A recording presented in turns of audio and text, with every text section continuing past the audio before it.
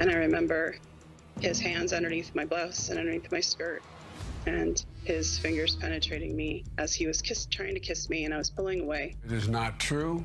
I'm saying unequivocally, it never happened. He isn't like the Uncle Joe like everybody talks about now. Pointed his finger and said, "You're nothing to me." Women have a right to be heard, and the press should rigorously investigate claims they make. But in the end, in every case, the truth is what matters.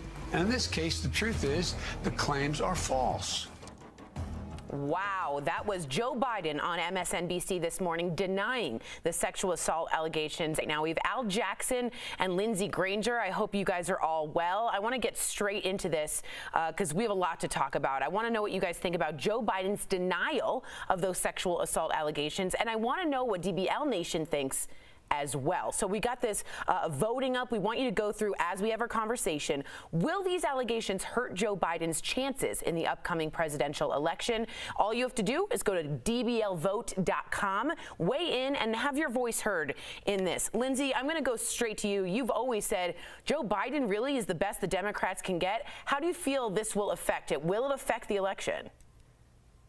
Of course, I don't think that Joe Biden has the best rapport with women. I think that with this Tara Reade incident and him waiting so many weeks to address it, and people were calling for him to do so, and then with the Anita Hill accusations back in the day when she went to the Supreme Court and said Justice Clarence Thomas was doing things that she didn't find appropriate, and Joe Biden oversaw that and didn't do the right thing by her in many people's eyes. I think that he has an issue with women, and that's why he's choosing a woman running mate. And so hopefully that might help him, but nobody knows. But I also know that you always talk about the violence against women with also a big black voting base. I don't know that that's going to be something that he can run on either. So I think, like, I still stand on what I said. Joe Biden has a problem in this election, and he has to figure out how to fix it. Maybe a woman running mate will do it for him, maybe not. Interesting, Lindsey, how you bring that up. Al, I want you to respond to what Lindsey's saying here. Does Joe Biden have a woman problem? And I can't ignore the fact that we're in the Me Too movement, and our current president, who will be the incumbent, has at least 20. Tori, the issue with women has started since the beginning of time. Misogyny, something I don't understand and will never understand in this country. Coke or Pepsi? If we're dealing with England and a parliamentary system where you can go other places, then maybe it would hurt him. But I think Biden voters are anti-Trump. Trump voters are anti-Biden.